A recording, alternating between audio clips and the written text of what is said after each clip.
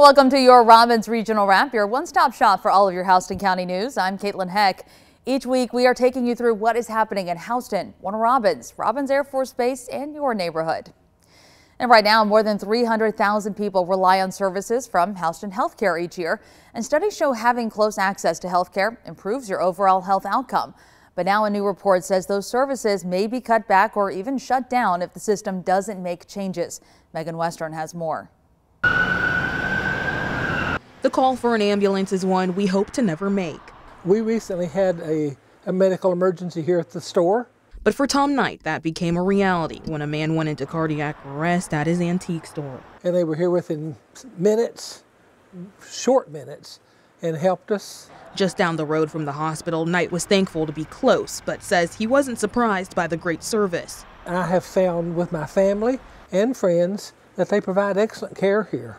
But a study by a company in Maine reveals this type of care may not continue. It's a totally essential healthcare system that we need.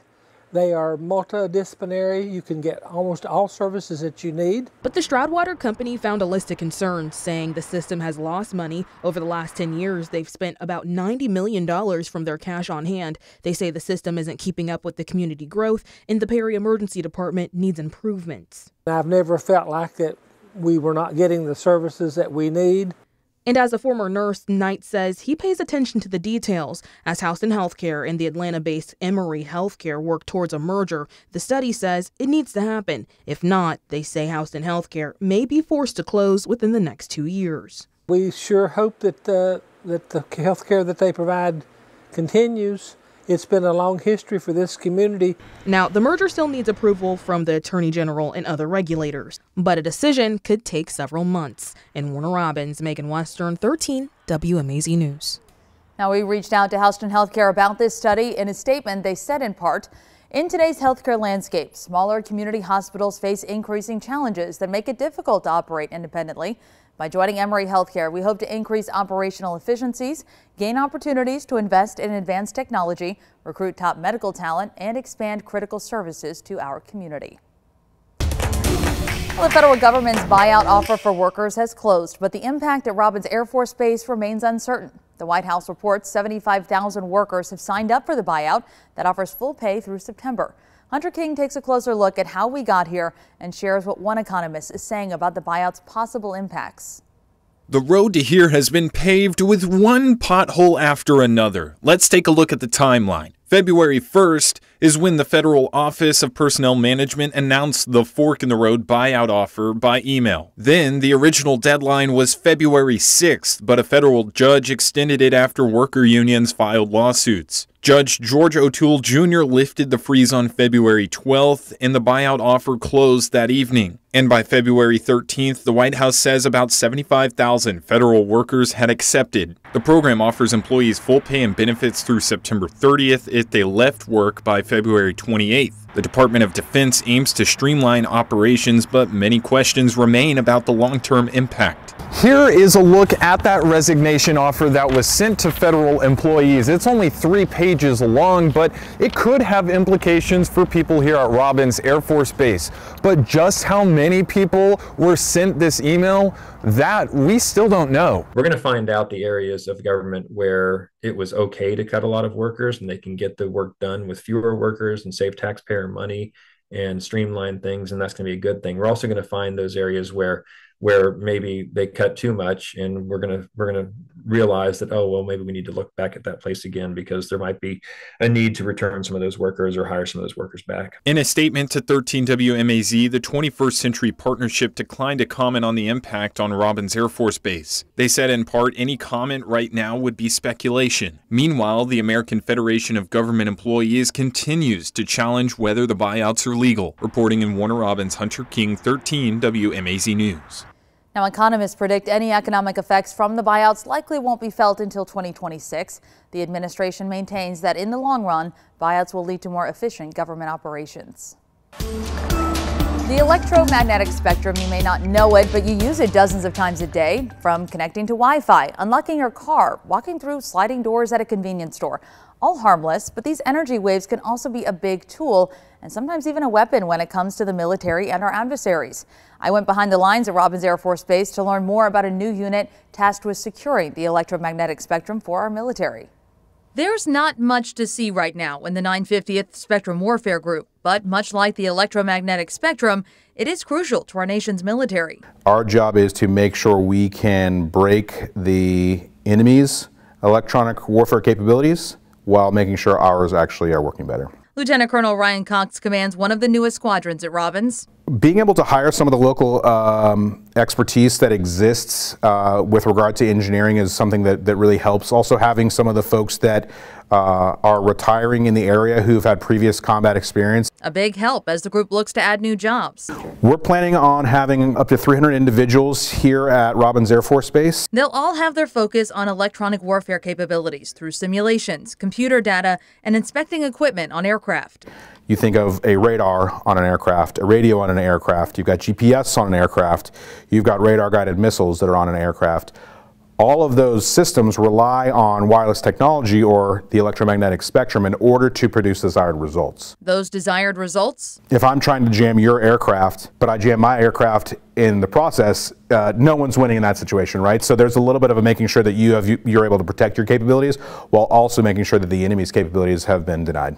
A tough balance with big consequences. If we lose in the spectrum, we're going to lose in combat and we're going to lose quickly. But he says the continued growth of the Spectrum Warfare Group will make sure that doesn't happen.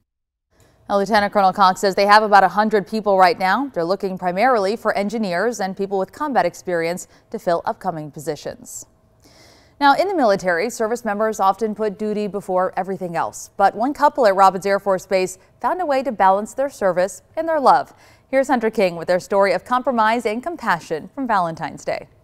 It looked like any other patrol at Joint Base Andrews, but for Joseph and Diamond Guzman, it marked the beginning of their story. I didn't see him like that at that time, I'm just be honest with you. But then when we went to, he became a Raven, a Phoenix Raven, and then I became a Phoenix Raven, and that's how we connected back together. Their first date, a simple trip to Chipotle. And 12 years later, they've built their life serving their country side by side. We have to, mind you, be parents first and raise our two little ones, and then have time to focus on each other. It hasn't been easy, though. The couple has weathered deployments, midnight shifts, and now raising two boys. Before they married, Joseph spent 7 months away in Kuwait, missing holidays and birthdays. Don't forget, I feel like oftentimes we can get comfortable, like this is just another person, but no, like keep those memories fresh as far as like how you met. Their service has taken them from Maryland to North Dakota and now to Robins Air Force Base. But the journey isn't over. She's been my rock. She's been my foundation. She's changed who I am. Yeah. Sorry to get emotional. From protecting presidential aircraft to protecting their love. Diamond says it's hard for her to think that they almost never went on that first date to Chipotle all those years ago. It's weird to think about it, but I'm glad. Reporting from Robins Air Force Base, Hunter King, 13 WMAZ News. What a great love story, and we thank both of them for their service. They are planning to move to Washington, D.C. in May. Joseph will serve at the Pentagon while Diamond works for Fort Meade. In education news now, some parents and educators are concerned over the state of Georgia's involvement in a lawsuit. It's about Section 504, a federal law that provides accommodations for students with disabilities so they can succeed in school. State Attorney General Chris Carr said he has co-signed the lawsuit because last May, the Biden administration expanded the definition of a disability under 504 to include gender dysphoria. Naomi Washington spoke to a parent and the Houston County School District about how 504 helps students with disabilities in school. Parent Catherine Branch says her child's school counselor recommended a 504 plan. She had some health barriers that were making it hard for her to attend school and also for her to be able to do well in her classes. Branch says her daughter could not have made it through public school without accommodations. And she says seeing Georgia's involvement in the lawsuit challenging Federal Rule 504 upsets her. I thought about not only my own daughter, but I thought about all those other children that are out there who have a better shot at school and a better shot at sort of a normal school experience if they're able to have a 504. Commonly, 504 plans could include breaks and extra time on assignments for students with disabilities. Houston County School District 504 Coordinator Monica Smith says 504 plans don't give students an advantage. I don't want anyone to think that they're getting more, but the student has a disability, and so therefore what it's doing is equaling the playing field. By them having extended time, it might be the way that they process. She says the students' parents, teachers, and school officials come together to make sure the 504 plan is included in students' day-to-day activities. In the Houston County School District, we will maintain all 504 plans and will adhere to their accommodations that students receive. We have no intentions of them going anywhere. And Branch hopes that never changes. These protections have been in place for a while and that they've been helping a large number of students. A part of the lawsuit argues that Section 504 and the Federal Rehabilitation Act that created it are unconstitutional. But a statement from Attorney General Carr's office says the lawsuit will not affect Georgia's existing 504 disability program. Carr's office says they are arguing that President Biden's rule to include gender dysphoria as a disability under 504 is unconstitutional. Well, the Houston County School District is hosting a teacher recruitment fair on Saturday. Doors will open at 8 a.m. The event starts at 9. It's happening at Veterans High School on Piney Grove Road in Kathleen. If you want more details and a list of the current openings, you can go to the Houston County Schools website. From smartphones to security systems, artificial intelligence is becoming part of our daily lives. Well, now as Central Georgia University is preparing students for careers in this rapidly growing field. Middle Georgia State University will become the first school in the university system of Georgia to offer a bachelor's degree in applied AI. Hunter King has more on how this may influence the next generation of students. Artificial intelligence is becoming a way of life. You can get it on your phone, your laptop, pretty much anywhere. It's generally frowned upon to use in a school setting, but now here at Middle Georgia State University, they're offering a whole 4-year program dedicated entirely to artificial intelligence. The program will launch this fall at the Warner Robins campus and aims to prepare students for careers in a field that's transforming industries worldwide. University officials say that's due to the growing impact of AI in many fields. It looks at specifically artificial intelligence, which is a branch of computer science that really focuses on how we use software to give machines human-like attributes. The program's location in Warner Robins could mean new opportunities at Robins Air Force Base, which increasingly relies on AI technology. Current students say this program could meet industry's growing demands. I know with the base, they have to innovate and kind of constantly build and change how they do things all the time. AI allows for more generative processes in terms of testing, simulation, that kind of stuff. The 4-year degree program will combine technical skills with business and psychology courses. Students will learn not just how to create AI systems, but also understand their impact on society. It's knowledge that university officials say is crucial for the future workforce. Reporting in Warner Robins, Hunter King, 13 WMAZ News. And the program will be housed in the Department of Computer Science, where students will have access to labs and software. The university expects to welcome its first class of AI students this August with an initial enrollment of 65 students. Well, people in Houston County will soon see changes to their trash collection service and their bill. Commissioners voted Tuesday to switch providers from Waste Management to Ryland Environmental. The new contract introduces an a la carte payment system that could save customers money. Hunter King explains how it works.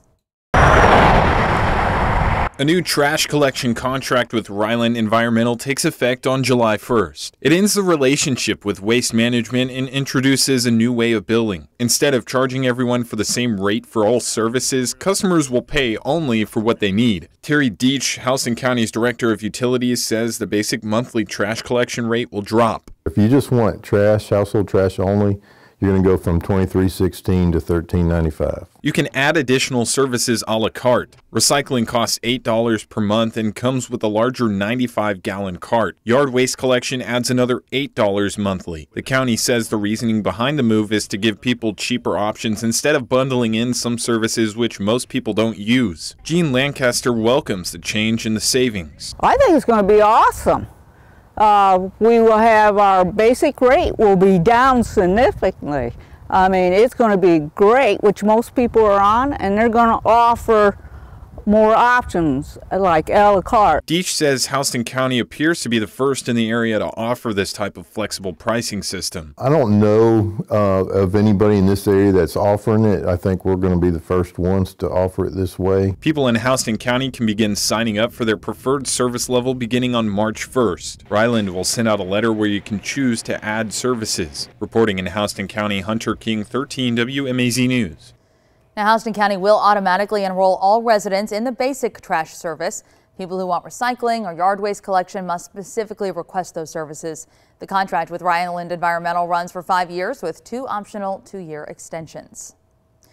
Well, the city of Warner Robins continuing its mission to breathe new life into Commercial Circle. The city took down its first blighted building of the new year this week. It's actually the largest demolition we've seen so far in this Commercial Circle project. Hunter King was there as the building came down after being vacant for years. The sound of progress echoed through Commercial Circle on Wednesday. Mayor LaRonda Patrick took hold of the controls at one point to knock down part of the building. Operation Reawaken is more than an initiative. It is a promise to our community that we are committed to revitalizing progress and economic growth within our city. The 8,500 square foot building was located at 401 North Commercial Circle and 102 North Davis Drive. Now the site is part of the city's plans for a downtown district. We're super excited. I think everybody is excited to see kind of the dream finally coming to fruition. We have talked about this for decades in the city of Warner Robins. While city leaders envision a vibrant, mixed-use downtown, one business owner is watching with cautious optimism. My grandparents started this back in 1957. And it's just been passed down through our generations.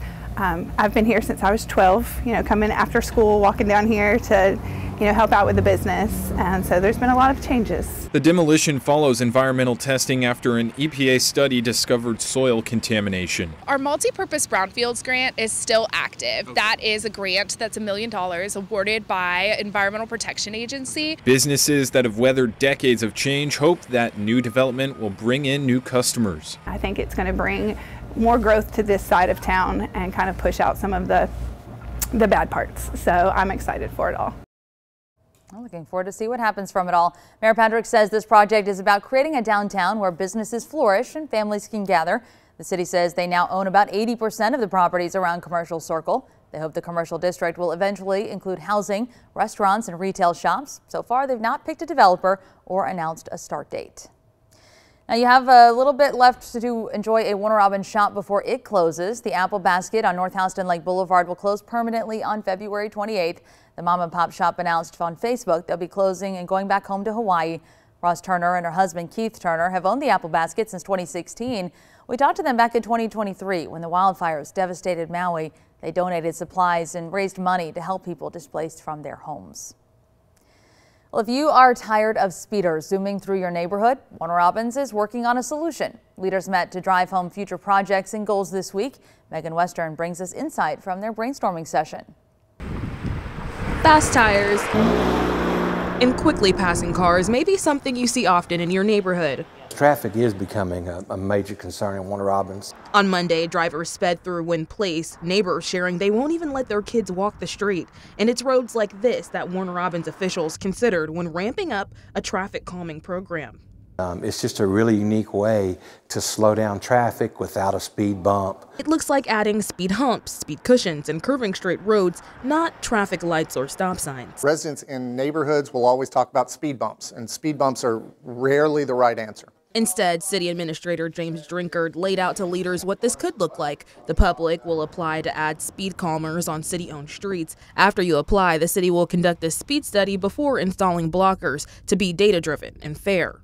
It's going to be based on what we can realistically achieve. Aside from data, decisions come down to the bottom line. Planning strategically for future infrastructure, whether we're talking about traffic, future projects, it's just so critical that we have this time to meet.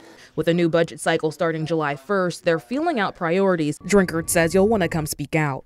Come out and talk about how you want your tax dollars used in your community when we're putting plans together. So if you have speeders, rev up your voice and gear up to apply. In Warner Robins, Megan Western, 13 WMAZ News. And these ideas will head to City Council for approval in the next few months. We'll bring you the latest as those plans get solidified. Well, this week, people are driving from all across the state to Perry for shirts, dresses, and onesies. The Tykes Tots and Teens consignment sale is happening at the Georgia National Fairgrounds. 44 Bar met shoppers traveling from near and far for a good price on goods for their kids.